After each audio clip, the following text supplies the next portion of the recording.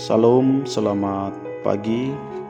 Pada pagi hari ini kita bersyukur kepada Tuhan karena Tuhan sudah memberkati kehidupan kita di sepanjang malam hari ini. Dan pada pagi hari ini, sebelum kita merenungkan kebenaran firman Tuhan, mari kita berdoa. Bapa yang baik, kami mengucap syukur kepadamu pada pagi hari ini. Terima kasih pertolongan, kekuatan di sepanjang malam hari ini. Kami bersyukur Tuhan sudah sediakan hari baru, nafas baru, hidup baru.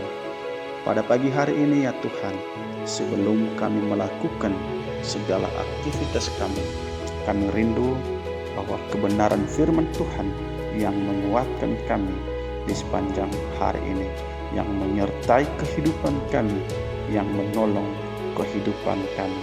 Terima kasih ya Tuhan, kiranya Tuhan berbicara kepada kami lewat kebenaran firman Tuhan pada saat ini. Di dalam nama Yesus kami berdoa dan mengucap syukur. Haleluya. Amin. Saudaraku yang terkasih, kita akan membuka Alkitab kita yang terambil di dalam 2 Korintus pasal 4 ayat 7 sampai ayatnya yang ke-9. Tetapi harta ini kami punyai dalam bejana tanah liat, supaya nyata bahwa kekuatan yang melimpah-limpah itu berasal dari Allah, bukan dari diri kami. Dalam segala hal kami ditindas, namun tidak terjepit. Kami habis akal, namun tidak putus asa. Kami dianiaya, namun tidak ditinggalkan sendirian.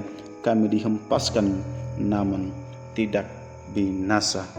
Saudaraku yang terkasih, tema yang saya bagikan kepada kita pada pagi hari ini adalah sendiri tapi tidak sendirian.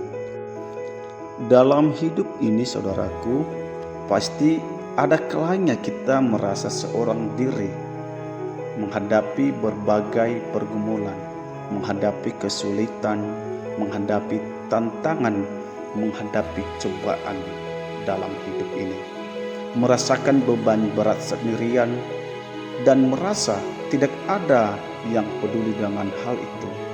Kita dihinggapi oleh lelah kita, kecewa, marah, dan mungkin kita putus asa oleh karena keadaan yang kita hadapi. Semua semakin terasa ketika seisi rumah kita tidak mau ikut campur apa yang kita rasakan saat ini. Mereka sibuk dengan pekerjaan, mereka sibuk dengan urusan mereka masing-masing. Saudaraku yang terkasih, kalau kita melihat di dalam konteks pembacaan kita pada saat ini, Paulus memberikan gambaran sebagai seorang pemberita Injil yang hebat, yang Tuhan pakai, namun ia mengalami berbagai hal yang tidak mengenakan Rasul Paulus, tekanan dan lain sebagainya.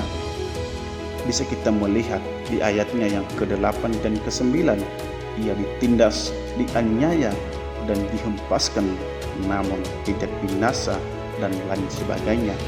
Pertanyaannya saudaraku, mengapa Rasul Paulus dianiaya? Mengapa Rasul Paulus ditindas? Karena ia memberitakan Yesus Kristus, karena ia memberitakan kebenaran, karena ia memberitakan Injil Kristus.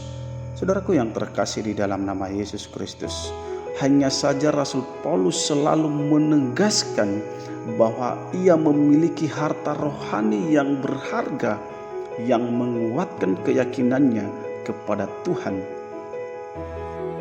Itu dasar Rasul Paulus, bahwa ia memiliki rohani yang begitu dalam di dalam Tuhan.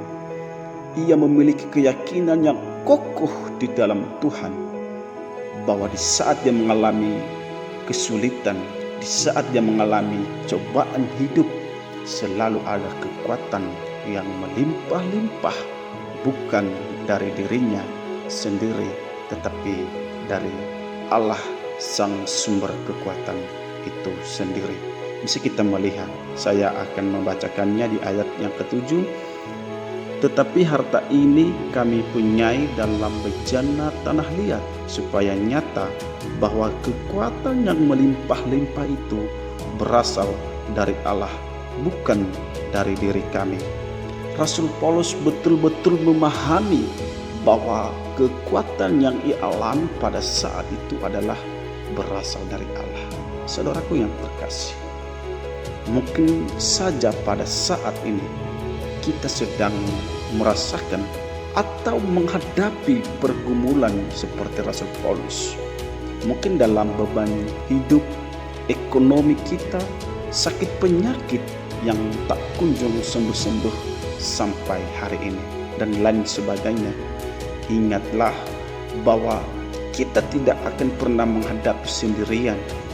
Jangan pernah menghadapi sendirian dan jangan merasa sendirian dalam hidup ini, saudaraku. Karena manusia, ia mempunyai keterbatasan dalam hidupnya. Tetapi kita meyakini bahwa ada satu pribadi yang memberikan kekuatan kepada kita di saat kita mengalami kesulitan, di saat kita mengalami problem kehidupan, di saat kita mengalami tekanan-tekanan dalam hidup ini. Ada satu pribadi, yaitu Yesus Kristus, yang selalu memberikan kekuatan kepada kita. Yesus Kristus yang selalu menyertai kehidupan kita setiap saat. Saudaraku yang terkasih, kita bisa belajar dari Rasul Paulus bahwa ia selalu berharap kepada Tuhan. Ia selalu mengandalkan Tuhan. Ia selalu bersandar di dalam Tuhan. Begitu juga kita pada saat ini. Ketika kita dalam masalah, ketika kita dalam pergumulan hidup, ketika kita dalam problem kehidupan, kita bersandar di dalam anugerah Tuhan itu, karena kita meyakini bahwa ketika kita bergantung penuh di dalam Tuhan, ada kekuatan yang Tuhan sediakan buat kita untuk kita lewati bersama. Saudaraku yang terkasih di dalam nama Yesus Kristus, kita belajar terus di dalam anugerah Tuhan. Kita belajar terus kebenaran firman Tuhan, dan kita meyakini bahwa Tuhan akan selalu ada buat kita setiap saat. Berjalanlah pada hari ini bersama dengan Tuhan. Apapun tantangan, apapun masalahmu pada hari ini, bahwa kita meyakini bahwa Tuhan akan selalu menyertai, menolong kehidupan kita, dan memberikan kekuatan kepada kita tepat pada waktunya. Mari kita berdoa. Bapa di surga, terima kasih kebenaran firman Tuhan pada pagi hari ini yang menguatkan kami, yang menolong kehidupan kami ketika kami menghadapi masalah, ketika kami menghadapi tantangan. Tetapi kami meyakini bahwa ada satu pribadi yang memberikan kekuatan kepada kami, yaitu Yesus Kristus. Terima kasih ya Tuhan. Biarlah kebenaran ini menguatkan kami. Di dalam nama Yesus kami sudah berdoa dan mengucap syukur. Haleluya. Amin.